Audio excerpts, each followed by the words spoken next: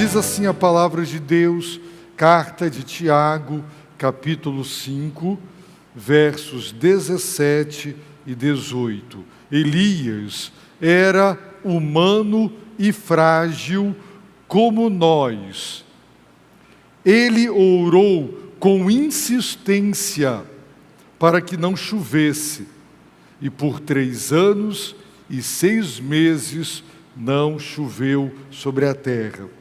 Ele orou outra vez, e o céu deu chuva, e a terra produziu seu fruto. Palavra do Deus Altíssimo. Queridos irmãos, hoje pela manhã, nós consideramos a última frase do versículo 16. A súplica de um justo é muito eficaz. Mas trabalhamos em cima de uma outra tradução. Esta aqui omitiu algumas palavras importantes que encontram-se no texto grego.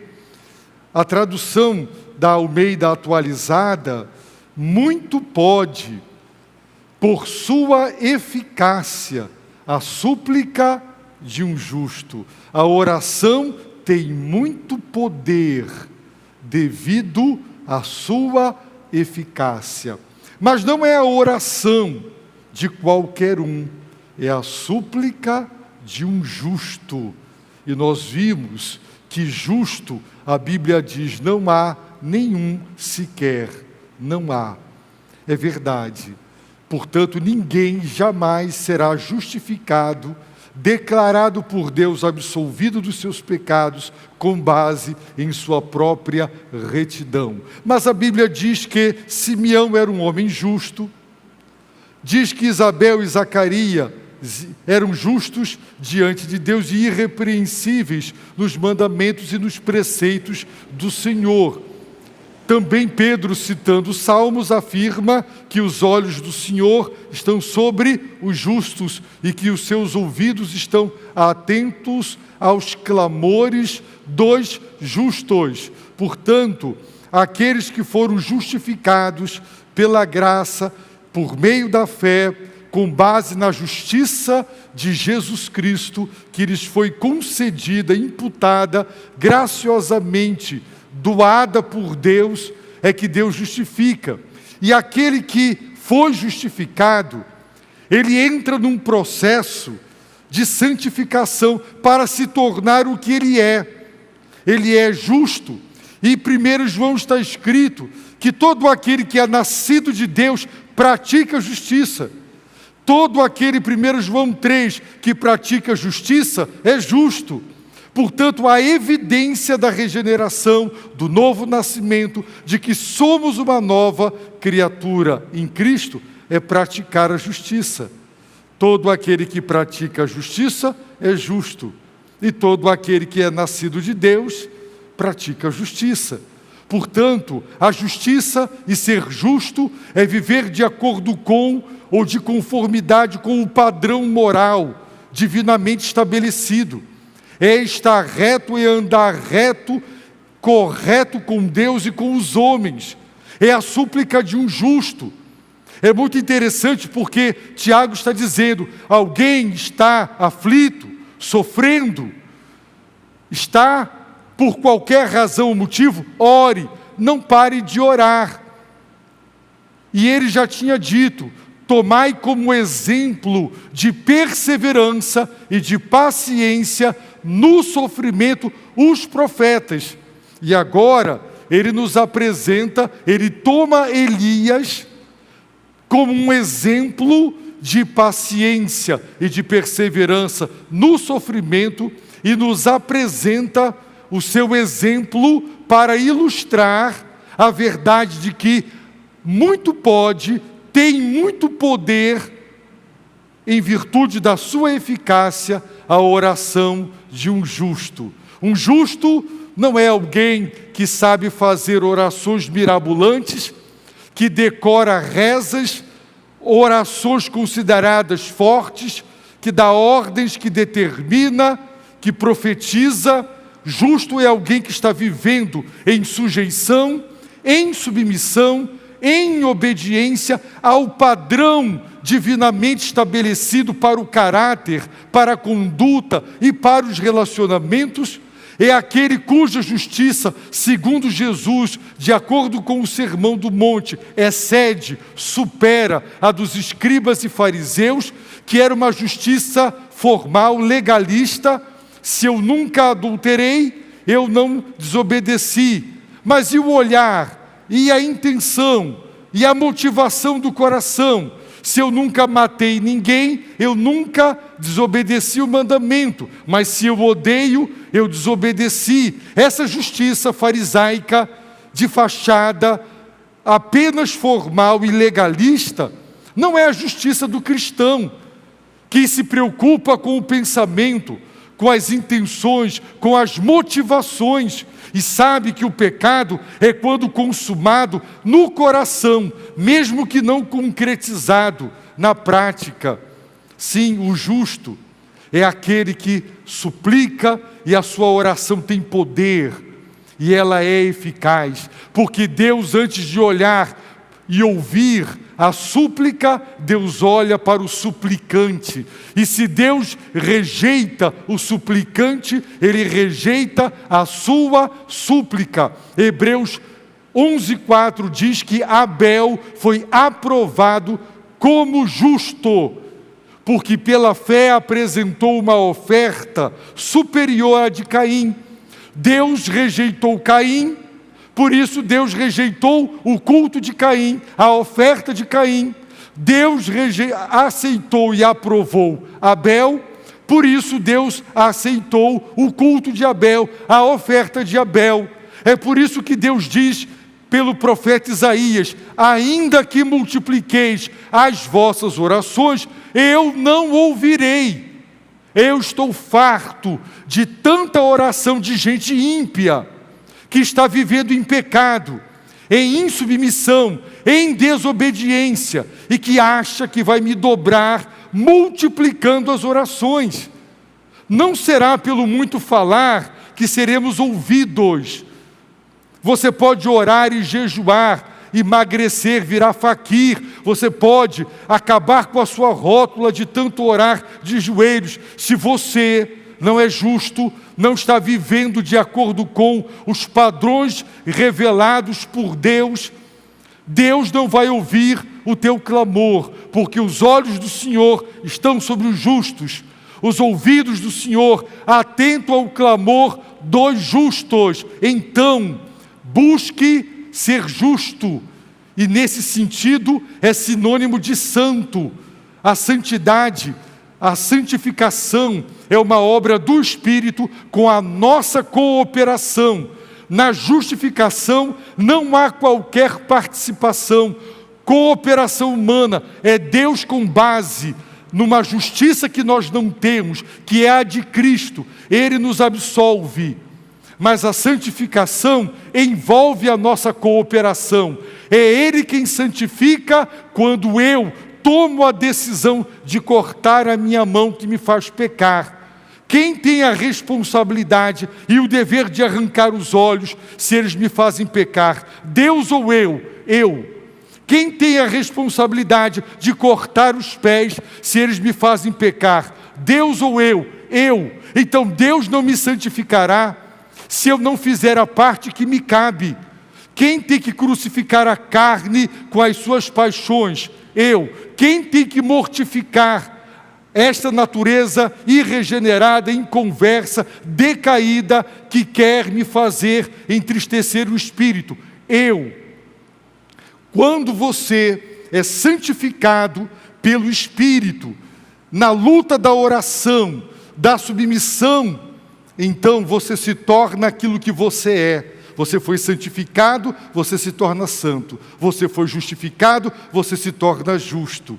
Portanto, a doutrina protestante, diferente da doutrina católica, que acredita que justificar é tornar justo, para o protestantismo, que resgatou a doutrina da justificação, não como tornar justo, mas declarar diante de Deus, absolvido dos seus pecados, esse justo porque foi justificado, entra num processo de santificação, de luta contra o pecado, pelo poder do Espírito, para se tornar o que ele é. Ele é santo em Cristo e ele se tornará o que é santo. Ele é justo em Cristo e se tornará o que ele é justo. É a súplica do justo, que tem muito poder, que tem uma eficácia. E se você quer, essa foi apenas uma síntese do que vimos pela manhã. Portanto, se você quer ser poderoso na oração, então busque viver uma vida submissa, santa, de conformidade com o que Deus revelou. Caso contrário, você pode orar, chorar, passar madrugadas inteiras, e Deus dirá: estou cansado das suas orações. Pode multiplicar, eu não as ouvirei. Eu não as ouvirei. Então Tiago nos apresenta o exemplo de Elias. Mas observem que antes de nos dar o exemplo de Elias, Tiago faz uma ressalva. Ele faz uma observação. Elias era um homem, antropos, um homem, era humano, era semelhante a nós, ele era humano, antropos, humano, e frágil. Ele era assim, sujeito às mesmas paixões que nós, aos mesmos sentimentos que nós. As mesmas cobiças que nos assediavam a ele.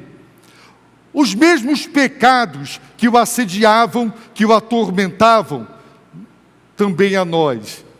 Os mesmos problemas que nós temos, ele tinha.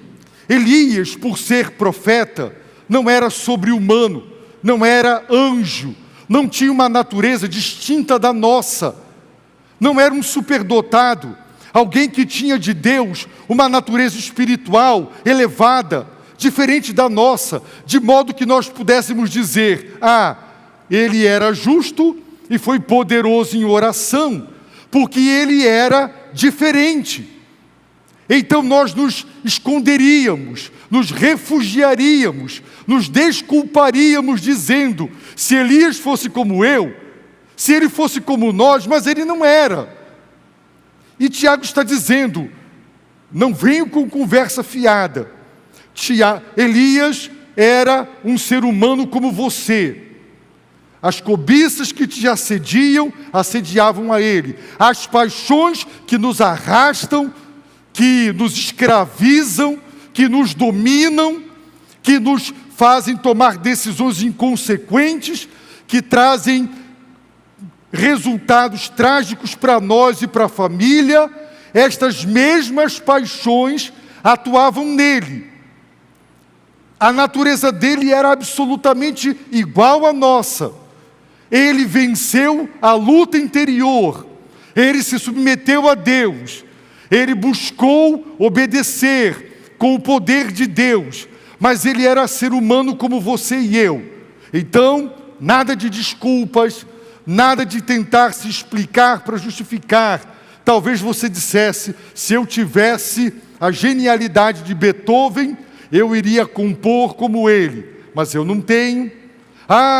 Não é? Se eu fosse como Einstein, eu também deduziria racionalmente tantas coisas sobre a física, mas eu não tive dado por Deus um QI tão elevado, por isso eu mal faço as 4 operações. Ok, beleza, mas no que diz respeito à natureza humana, nenhum de nós pode dizer: se eu tivesse uma natureza parecida com a de Elias, eu também seria como Elias. Tiago nos remove qualquer esconderijo onde possamos nos refugiar para tentar justificar os nossos insucessos e fracassos na nossa vida de oração. Por isso ele diz: Elias era humano, era homem, era semelhante. Na tradução aqui, frágil. A nota de rodapé: sujeito às mesmas paixões, sujeito aos mesmos sentimentos. Querem ver? Elias, depois de um confronto espiritual com 400 profetas de Baal, e depois de sair vitorioso daquele embate, daquele confronto, Elias esperava uma conversão de Acabe, de Jezabel, de todos. Mas o que acontece? O resultado foi o inverso. Ao invés das coisas melhorarem, elas pioraram. E Jezabel jurou ele de morte. Amanhã você vai estar morto a essa hora. Jurado de morte. Elias mergulha numa tristeza e numa depressão. Você já ficou depressivo? Você já trabalhou tanto para obter um bom resultado, e depois de tudo, o resultado foi o contrário do que você esperava? Aí você se frustra tanto a ponto de dizer: Deus, eu quero morrer. Elias mergulhou numa depressão tão profunda que ele pediu a Deus para morrer. Elias era um homem sujeito às mesmas paixões que nós. Indignado, ele caminha, vai para Horebe, ele vai lá para as raízes, o monte de Deus. E Deus pergunta: o que fazes aqui? E ele diz: eu sou zeloso por ti, Senhor. E olha aí o resultado. Irmãos, Elias se deprimiu, pediu para morrer. Você já entrou em depressão?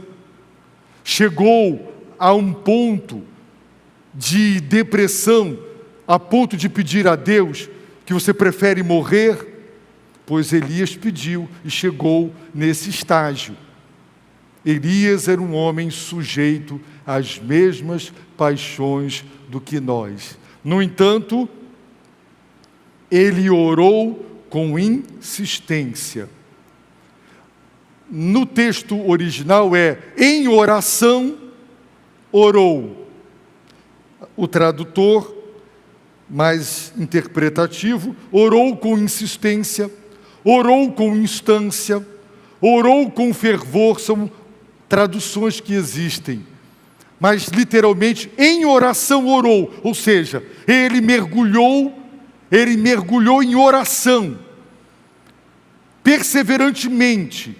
Não está escrito no livro de Reis que Elias pediu a Deus para que não chovesse. Não tem esse registro lá.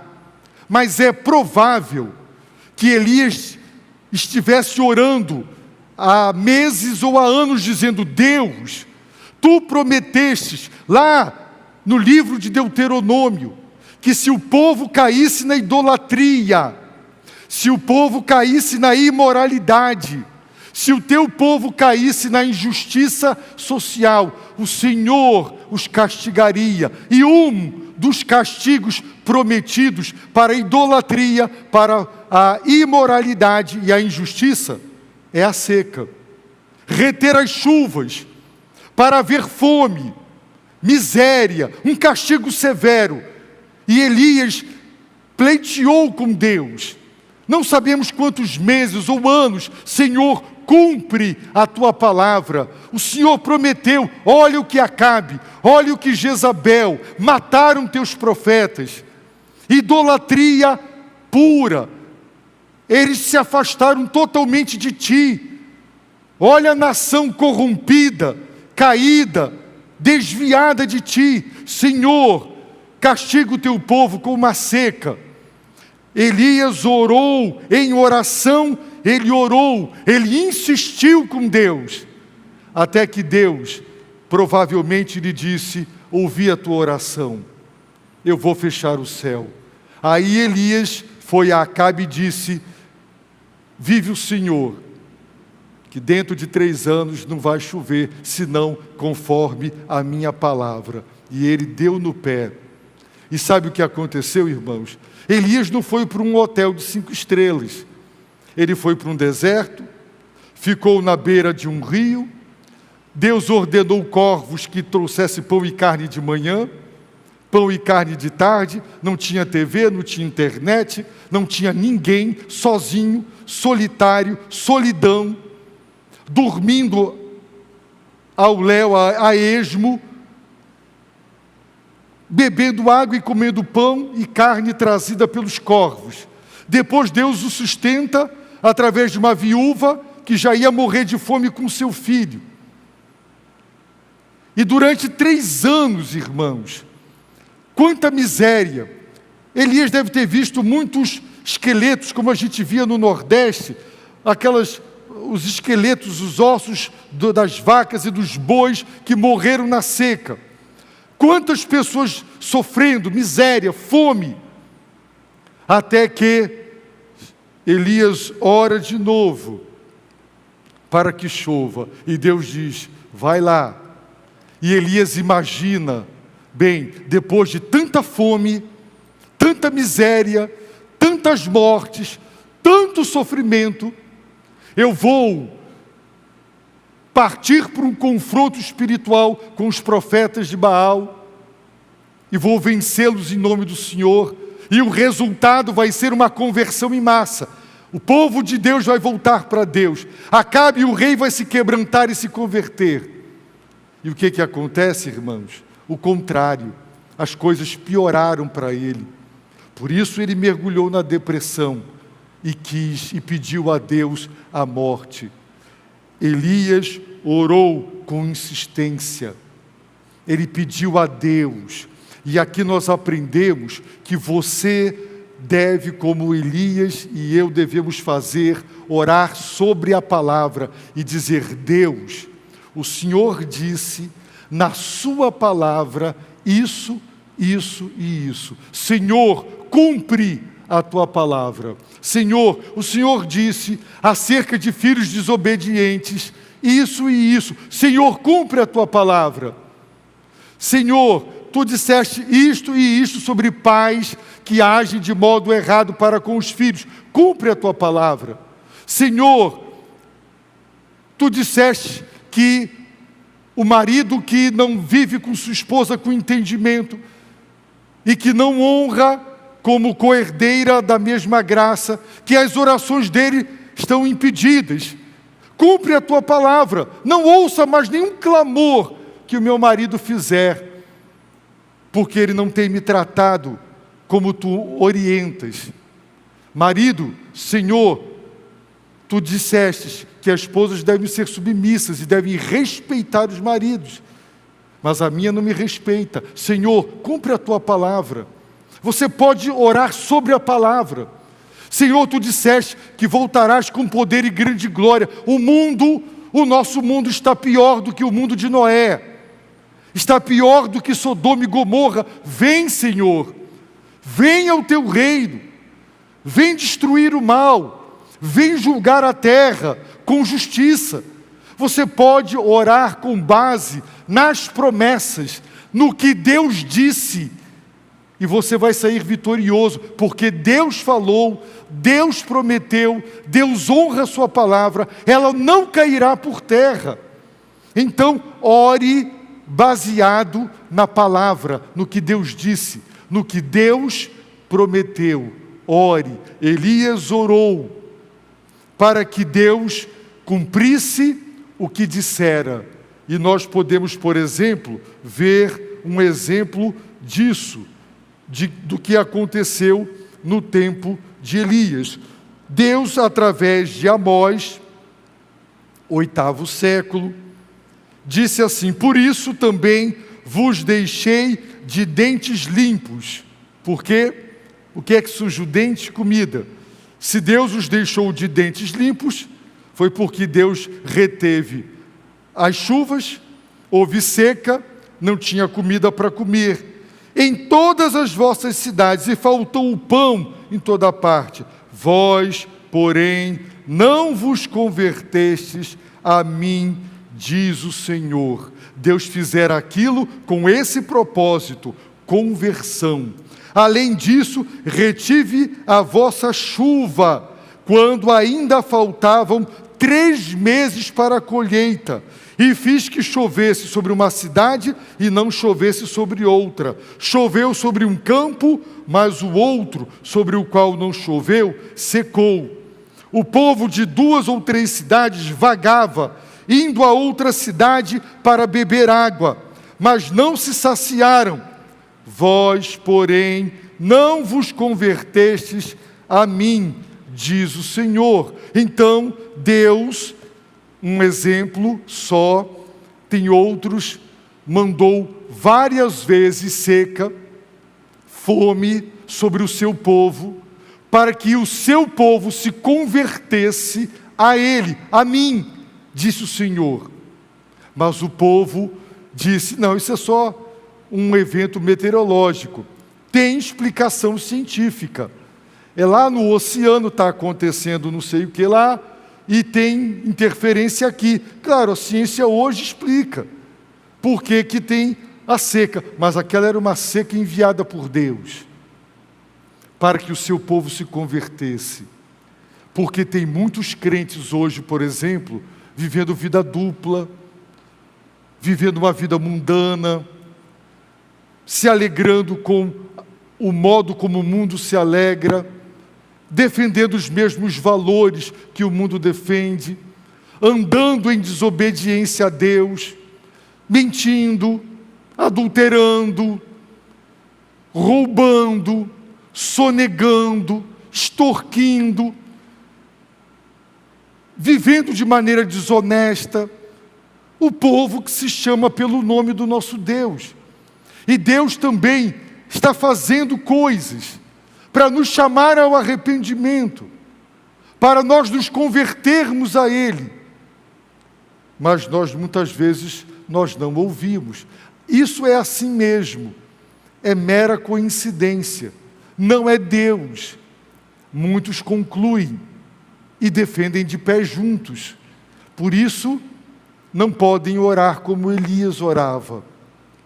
Aqui está um exemplo de que a súplica de um justo tem muito poder e é eficaz. A oração de Elias foi poderosa. E o resultado, a eficácia foi: Deus reteve a chuva. Depois Elias orou de novo. Sabemos que ele subiu ao monte, ele orou com a cabeça colocada entre os joelhos, não é?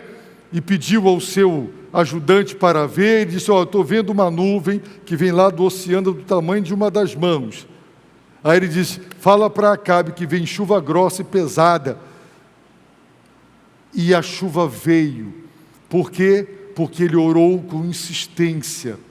Aqui está um exemplo concreto de que muito pode, por sua eficácia, a oração de um justo.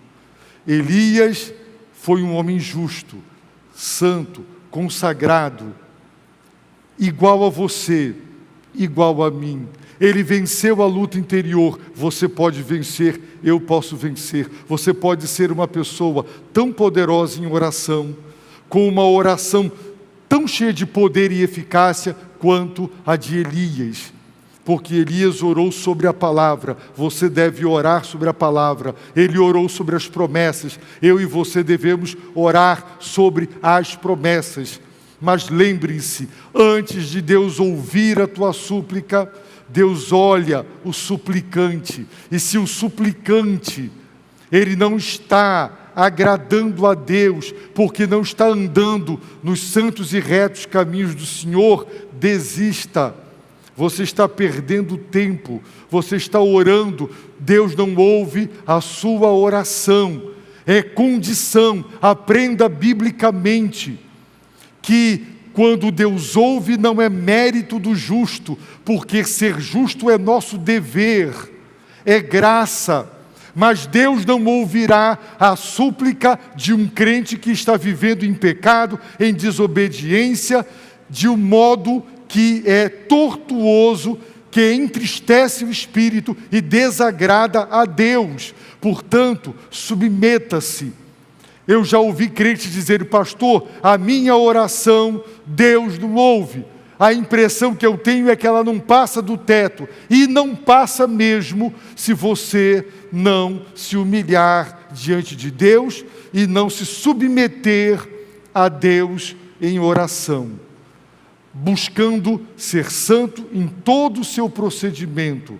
Queridos irmãos, Deus não se deixa escarnecer. O que o homem semeia, ele colhe. Não pensemos que colheremos eficácia das nossas orações se não vivermos uma vida que glorifica a Deus. Assim sendo, procuremos, como socorro do Espírito Santo, pelo jejum, confessar nossos pecados, nos converter, nos arrepender, nos humilharmos, buscarmos a plenitude do Espírito Santo, o domínio do Senhor na nossa vida.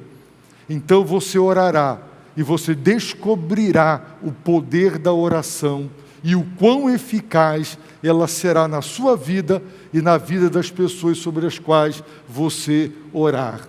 E se você entrou aqui nesta noite sem Deus e sem salvação, se você entrou hoje aqui e não tem certeza de que já foi justificado, se você acha que pode ser absolvido por Deus porque você é inocente, você está redondamente enganado. Somos todos culpados, pecadores, transgressores dos mandamentos de Deus. Você precisa que Deus lhe conceda pela sua graça os méritos da retidão, da justiça do seu Filho amado, Jesus Cristo, para que sobre essa justiça, que será sua porque Ele será dada por Ele, Ele possa perdoar os seus pecados e absolver você do seu justo juízo. Peça perdão a Deus, converta-se a Cristo, receba o Filho de Deus em seu coração como seu Senhor e Salvador. Abaixe a sua cabeça, ore a Deus nesse momento, entregue seu coração a Jesus. E se você é crente, mas não tem andado segundo a vontade de Deus, tem amargado derrotas na vida de oração, então peça misericórdia ao Senhor, suplique de Deus a transformação da sua vida, para que você seja um crente vitorioso em oração.